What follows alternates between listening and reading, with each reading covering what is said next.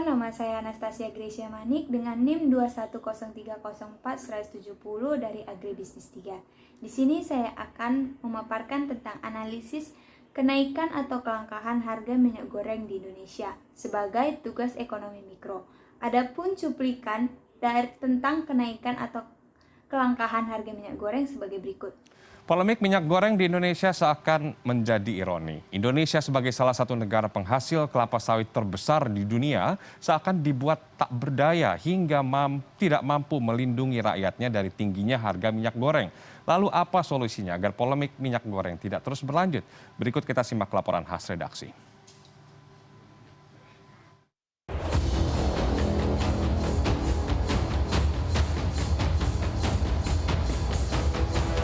Masyarakat kembali gigit jari karena kesulitan mendapatkan minyak goreng baik di toko retail modern maupun grosir dan pasar tradisional. Di Pasar Grogol, Jakarta Barat misalnya, minyak goreng bersubsidi yang dijanjikan pemerintah tidak kunjung datang. Pedagang terpaksa menjual minyak goreng dengan harga tinggi. Pedagang mengaku yang dijual saat ini adalah minyak dengan harga lama. Bila dijual dengan harga yang ditentukan oleh pemerintah, pedagang merugi. Minyak goreng curah dijual Rp21.000 untuk per liter. Sementara itu minyak goreng kemasan dijual Rp40.000 per 2 liter. Terpaksa saya beli yang 280, jual 280 lagi. Itu nggak untung dah, rugi kuli.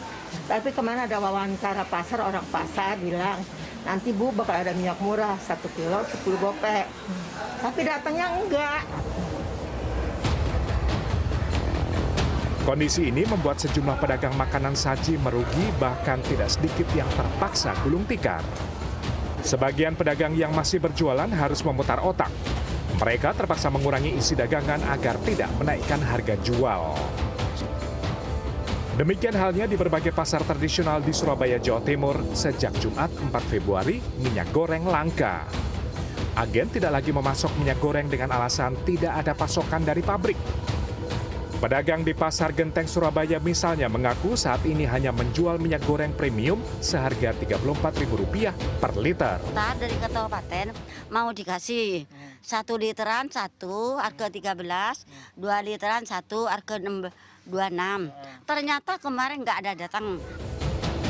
Sementara itu operasi pasar minyak goreng terus dilakukan di kabupaten kota di Jawa Timur untuk menstabilkan harga sekaligus mengurangi dampak kelangkaan. Menurut Ketua Yayasan Lembaga Perlindungan Konsumen Jawa Timur, Said Utomo, operasi pasar tidak akan banyak berpengaruh pada harga. Hulu masalah ini adalah ketidakmampuan pemerintah pusat menekan investor dan pabrik dalam memenuhi kewajiban 20% penjualan minyak goreng ke pasar domestik. Di Indonesia ya dikasih cek kosong bebas gitu, bisa enaknya gitu loh, ibaratnya begitu. Sehingga ketika Indonesia, negara kita butuh perhatian terhadap 20% supaya tidak diekspor, mereka itu namanya ya mana mau rugi mereka. Di tengah meroketnya harga minyak sawit dunia, Indonesia sebagai penghasil utama bahan minyak goreng atau CPO mengalami kesulitan untuk mengatur harga minyak goreng. Anggota Komisi 6 DPR Herman Khairon menilai kebijakan pemerintah untuk mengendalikan harga minyak goreng belum efektif. Domestic market obligation untuk CPO dan kemudian ada domestic price obligation untuk CPO. Saya juga masih pesimis karena kita sudah masuk dalam liberalisasi trap ya, atau jebakan liberalisasi. Omong kosong menurut saya ekonomi Pancasila saat ini. Herman menambahkan saat ini konsesi perkebunan sawit oleh BUMN hanya 4%, rakyat 46%, dan sisanya swasta. Sementara dari produksi sawit lebih dari 50 juta ton per tahun, rakyat hanya menguasai 33%, BUMN 5%, dan selebihnya swasta.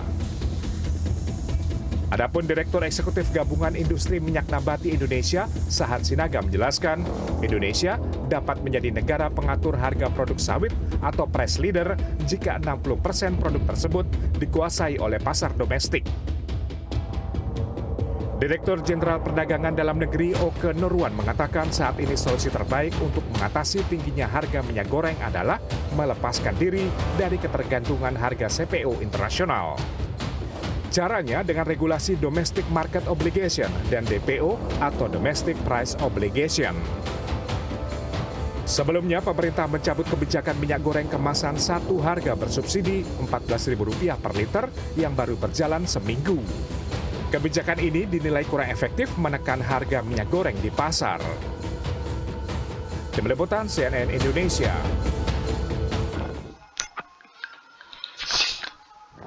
Permintaan adalah jumlah barang yang diminta oleh konsumen pada tingkat atau harga tertentu. Hukum permintaan berbunyi, jika harga suatu barang rendah, maka jumlah barang yang akan diminta semakin banyak. Sebaliknya, jika harga barang tinggi, maka permintaan akan barang itu rendah, seperti gambar berikut. Hukum penawaran berbunyi, jika harga suatu barang naik, maka jumlah barang yang ditawarkan akan bertambah. Dan sebaliknya, jika harga barang yang ditawarkan turun, maka jumlah barang yang akan ditawarkan berkurang, seperti gambar berikut. Harga keseimbangan. Harga keseimbangan adalah harga kesepakatan antara harga penjual dan pembeli yang tercipta antara proses tawar-menawar di pasar. Harga keseimbangan atau titik equilibrium merupakan titik pertemuan atau perpotongan antara supply dan demand, seperti diagram berikut. Di sini merupakan titik equilibrium. 1. Peran pemerintah. Kenaikan harga minyak goreng utamanya dipicu oleh naiknya harga CPO internasional hingga 2 kali lipat dari harga sebelumnya. Ini berdampak pada naiknya harga pokok produksi atau HPP. Ketersediaan di pasar tradisional aman, walaupun harga mahal atau di atas HET. Sementara, ketersediaan di gerai modern mengalami kekosongan dikarenakan meningkatnya permintaan karena di gerai modern sudah menerapkan atau mengikuti HET atau harga eceran tinggi. Ini merupakan grafik sebelum pemerintah menetapkan HET. Berikut titik equilibriumnya. Pada grafik ini, pemerintah sudah menetapkan harga HET. Harga HET yang ditetapkan pemerintah berada di bawah harga equilibrium. Hal ini akan menyebabkan jumlah kuantiti tidak akan sama lagi dengan supply dan demand. Ini merupakan harga HET yang ditetapkan oleh pemerintah dan ini adalah harga equilibrium. Terjadinya hal ini dikarenakan harganya yang murah atau di bawah equilibrium tersebut. Di satu sisi, konsumen menginginkan jumlah yang lebih banyak seperti hukum permintaan. Tetapi di satu sisi lain, produsen menawarkan jumlah produk yang lebih sedikit, seperti konsep hukum penawaran tadi.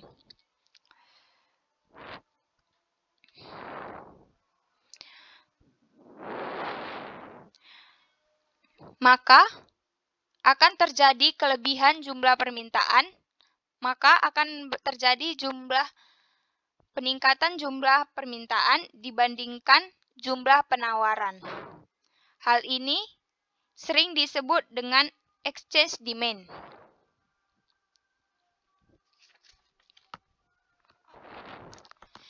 Jika ketetapan HET tersebut hanya melakukan pendekatan otoritas saja, maka jumlah barang yang tersedia di pasar sebanyak QS.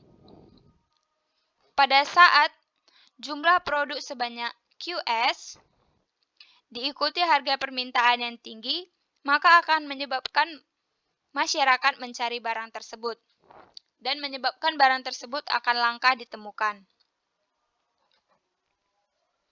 Jika kita lihat dari kurva demand dan jika jumlah barang yang tersedia adalah QS, maka konsumen atau masyarakat harus bersedia membayar sebesar harga P-Action. Harga P-Action jauh di atas harga equilibrium. Jadi, jika kita melakukan intervensi hanya dengan pendekatan otoritas akan menyebabkan dampak yang lebih buruk dibandingkan tidak adanya intervensi sama sekali. Seperti inilah. Ini misalnya harga equilibrium. Tapi setelah harga HET dikeluarkan, harga menjadi di atas harga equilibrium, yaitu P-aksen.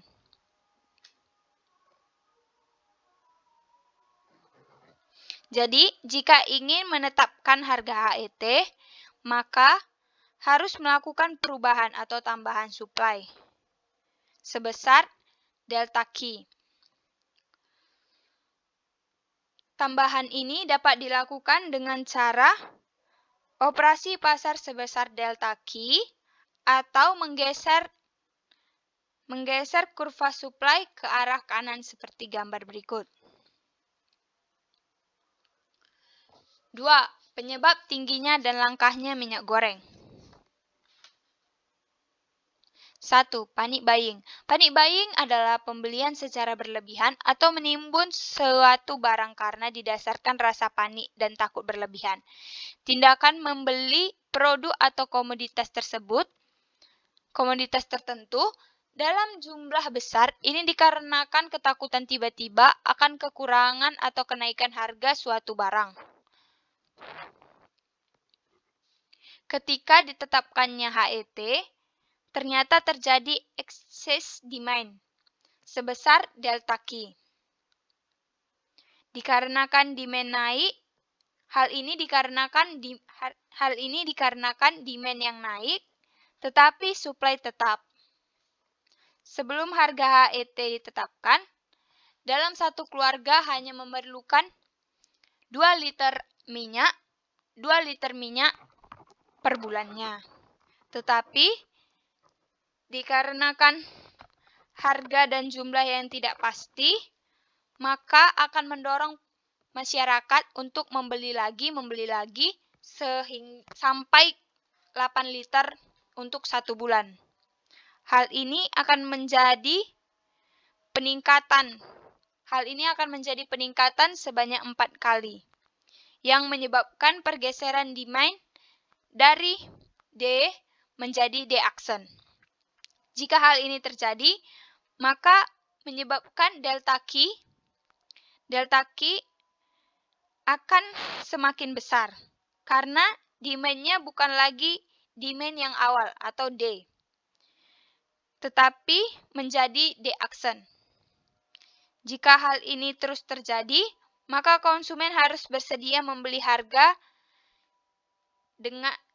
barang dengan harga yang lebih tinggi lagi, atau peredaran barang tersebut kepada masyarakat tidak merata. 2. Distribusi lag. Dari panic buying tadi menyebabkan demand berubah menjadi D-aksen dan delta Q berubah juga. Adanya lag dalam distribusi ini dikarenakan tidak semua wilayah di Indonesia memiliki perkebunan sawit dan pabrik minyak goreng. Jadi dalam mempersiapkan minyak goreng tersebut diperlukan waktu selama 5 hari. Sehingga jika terjadi kehabisan produk yang biasanya habis dalam waktu 5 hari, tetapi kali ini habis dalam 1 hari, menyebabkan kelangkaan atau tidak adanya pertambahan supply.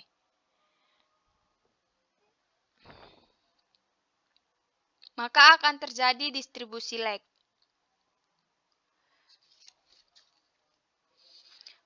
Perubahan biaya produksi. Dalam memproduksi minyak goreng dengan harga yang murah atau tetap, kita bisa melakukan dengan cara menggeser kurva